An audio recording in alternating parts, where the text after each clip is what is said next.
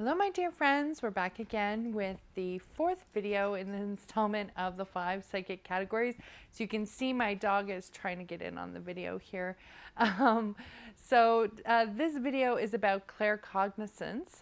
And like I said, it's the fourth video in a series of the 5 main psychic categories. And if you haven't checked out some of the other videos in this series, be sure to do that. We have an introduction, clairvoyance, and by now probably all the videos are done, so go check those out for more information there. Just as a recap, I'll go through what they are, the 5 main categories, starting with clairvoyance or clear seeing, clairsentience or clear feeling, clairaudience, clear hearing, claircognizance, clear knowing, or clairgustance, which is clear smelling or taste.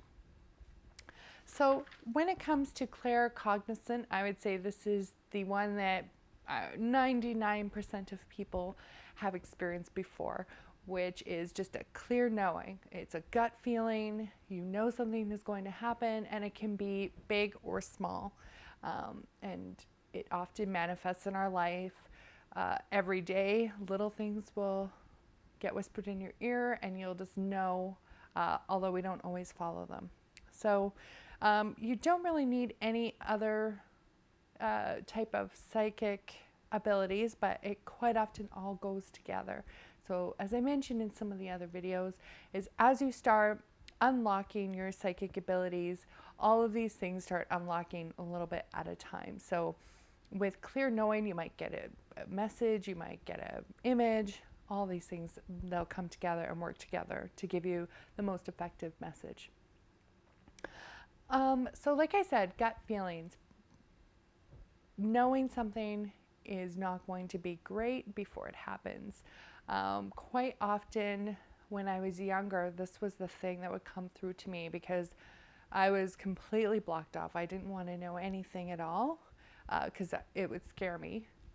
So I would be forced to get a message, and what would happen to me are things like going out with friends. I know that we're probably going to get up to something we shouldn't be doing, and I would have physical reactions. So I would shake, or I would get really nervous, I would get knots in my stomach, things like that. Those are sort of at the one extreme end of knowing something's going to go wrong, and if you continue to do it, you'll just feel worse and worse and worse until ultimately that bad thing happens or something happens. So at the same time, there's the other end of the spectrum, which is just the day-to-day things, like you're getting ready to go to work and you're thinking in the back of your mind, don't forget to, or maybe I should take out ground beef tonight, but you're thinking, no, I'm supposed to go out for dinner. And it's still in the back of your mind, no, take out ground beef, take out ground beef. And you leave and you go out and it turns out your dinner plans are canceled and everyone's coming to your house. And that would be something like clear knowing. You got the message, but you didn't listen to it because either it didn't make sense at the time or something like that. So we usually write these off as little things that happen to us, and we don't really think too much about it. And we don't go any deeper than just going like, darn, I should have taken that meat out for dinner.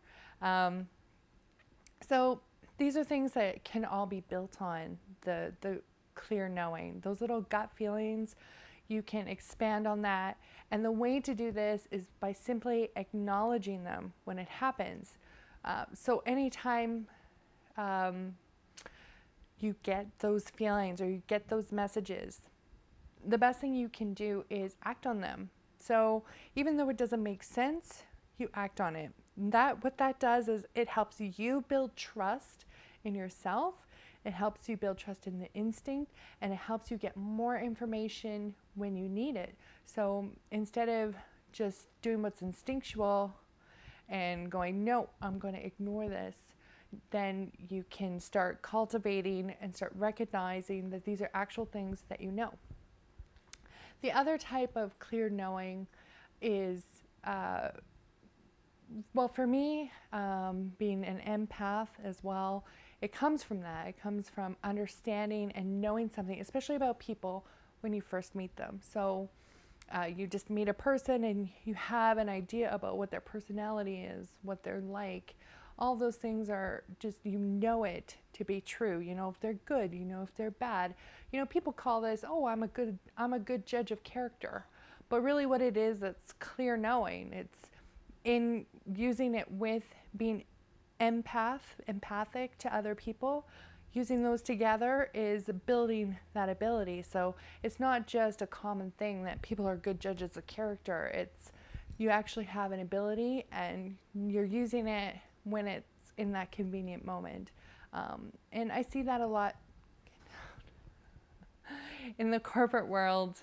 You know, people who are really successful generally hone in on those little skills, like being a really good judge of character, understanding people, you know, but they keep it to that level. They don't try to expand it any further. So if you're interested in cultivating your claircognizance, that's the best thing you can do is start building trust. You have to trust that what you hear is actually valuable, that you can trust the signs that you're getting, you can trust the information you're getting. The more you trust it, the more you'll get. So that is claircognizance, and we will be back with a few more videos in this series. If you haven't already, be sure to subscribe to the channel, and also make sure you visit the website at www.iclairvoyant.ca, and we'll be back again. So thanks for tuning in. Bye.